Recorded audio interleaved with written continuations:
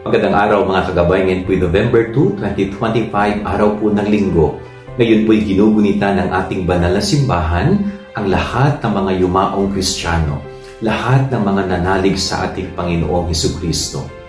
Ito po ay banal na gawain natin bilang mga Katoliko Kristiyano, ang sila po ay alalahanin.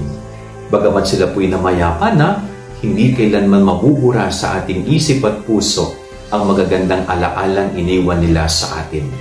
Ipinagdarasal po natin sila at inaalala sapagkat inihihingi pa rin po natin sila ng awa sa ating Panginoong Hesus. Upang sa ganon, anuman ang kanilang nagawang pagkukulang, ay kaawaan nawa sila at pagkalooban ng Diyos ng kanyang habag. Tandaan po natin, tayo po mga tao nilikha ng Diyos, katawan at kaluluwa. Darating ang araw, mamamatay ang ating katawang lupa, subalit ang ating kaluluwa ay siyang haharap sa Diyos upang hatulan tayo sa anong klaseng buhay ang ating isinabuhay habang tayo nandito sa lupa. At sa tulong ng ating pananalangin, sila ay kaawaan ng Diyos. Ang kanilang kaluluwa na nangangailangan ng tulong ay makatulong ang ating mga ginagawang pagdarasal.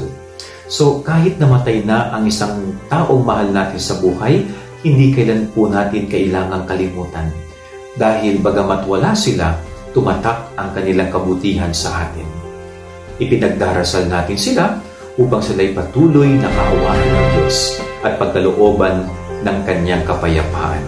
Yan ang ating gabay aral ngayong maghapon. God bless po sa inyo lahat. Pagpalain kayo ng Panginoon.